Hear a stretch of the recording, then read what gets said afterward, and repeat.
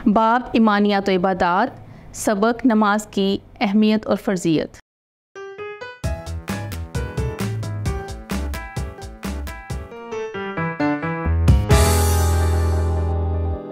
अस्सलामु अलैकुम अज़ीज़ तलबा व तालिबात, मैं आप सबको मूनलाइट इंटरनेशनल पब्लिशर के तालीमी प्लेटफॉर्म पर खुशामदीद कहती हूँ।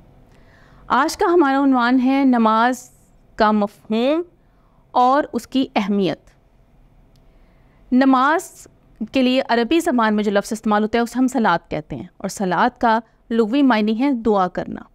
और शरीयत की इस्तिलाह में नमाज से मुराद इबादत का वो तरीका जो नबी अकरम सल्लल्लाहु अलैहि वसल्लम ने हमें सिखाया है।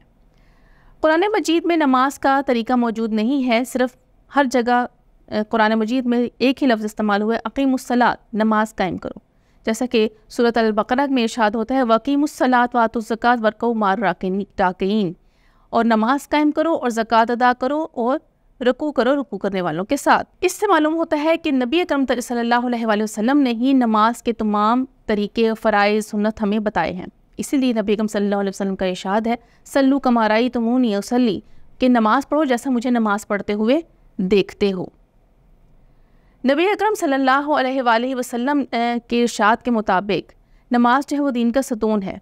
इरशाद नबवी है, नमाज दीन का सतून है, जिसने इसे कायम किया उसने दीन को कायम किया, और जिसने इसे ढा दिया उसने दीन को गिरा दिया।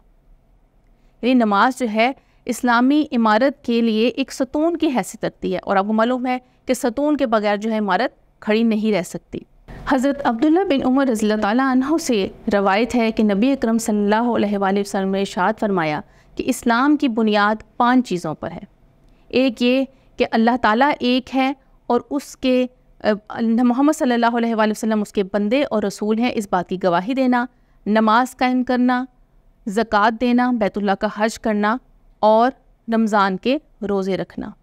नमाज अल्लाह ताला से 5 वक्त मुलाकात का ज़रिया है, 5 वक्त अल्लाह ताला से हम कलाम होने का एक ज़रिया है। नमाज तक़र्रुब इलाही का ज़रिया है। नमाज हमारे लिए दुआ मांगने का एक ज़रिया है। नमाज से हमें क़ल्बी सुकून हासिल होता है। नबी अकरम सल्लल्लाहु अलैहि वसल्लम ने नमाज को अपनी आँखों की ठंडक करार दिया है।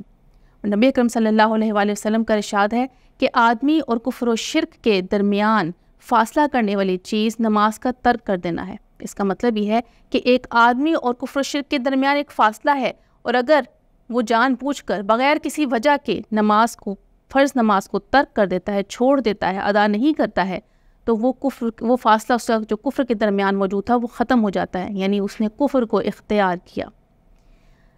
इन तमाम अहादीस से आपको नमाज की अहमियत बखूबी समझ आई होगी। उम्मीद करती हूँ कि आप नमाज की अहमियत को समझते हुए अपनी रोज़मर्रा की ज़िंदगी में पंजगाना नमाज अदा करने की पूरी कोशिश करेंगे। अल्लाह हाफ़िज़।